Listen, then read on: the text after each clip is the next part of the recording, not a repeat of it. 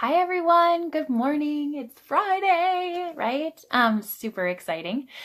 Okay, so I wanted to come in this morning. I've kind of been doing this little mini series on thought modifiers just because this wasn't really planned or anything, but it just has been so beneficial to myself and the women that I kind of coach through this thought creation. And so I wanted to jump in here and talk to you guys about this. And really, if you haven't been following along, I highly suggest going back. They've been really helpful for me. And like I said, for the women that I'm working with in my health and fitness group. And yesterday's thought modifier was simply adding the one word yet at the end of a thought. I work with a lot of women who feel like they're never going to get to their goal. So it's a thought, so like they'll have the circumstance where they'll have been working really hard and they'll get on the scale and there's no progress or there's no changes or they're not feeling any different. And so that's their circumstance. And the thought that they have is, I'm never going to reach my goal.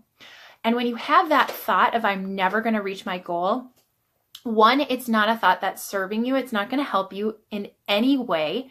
What it does is it creates negative emotions in you. It creates feelings of desperation. So we oftentimes will do something that's really desperate. It creates feelings of anxiety, and oftentimes that anxiety and it also creates a feeling of complacency in you. Like, who gives a shit? Who cares? I'm not going to be able to reach my goal, so why am I going to continue doing this? I might as well just eat and forget the workouts because it's not helping. Those emotions that you're having create an inaction in you, and oftentimes people will turn to food, or they will or they'll just not do the work. They'll just check out and they won't show up for their workouts. They won't show up for themselves in their nutrition. And then they get results. Well, then they don't get results, really, is what we should say. Or they gain weight. And all that result does is it confirms their original thought of, I'm never going to reach my goal. Because once again, the scale is moving in the wrong direction, or their measurements are moving in the wrong direction. And so that initial thought that you're having, it just working it through that model.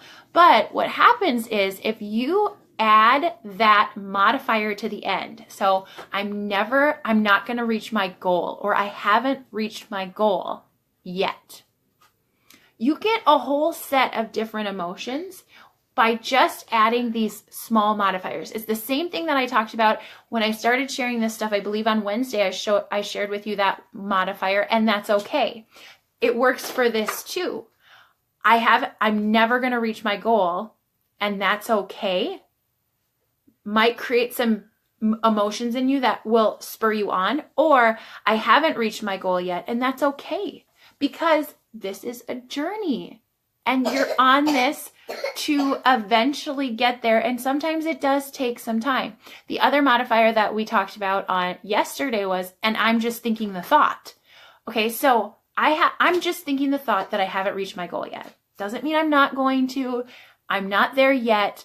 But what happens is when you add these modifiers, that new thought, the circumstance doesn't change. Okay, so the scale hasn't moved, or you're not motivated right now, or whatever it is. But your feelings are all of a sudden going to change when you just add that modifier. So instead of feeling anxious, overwhelmed, complacent, it becomes feelings of peace, feelings of determination, motivation, inspiration. Okay, I'm not there yet, but I'm still working to it. I'm going to eventually get there.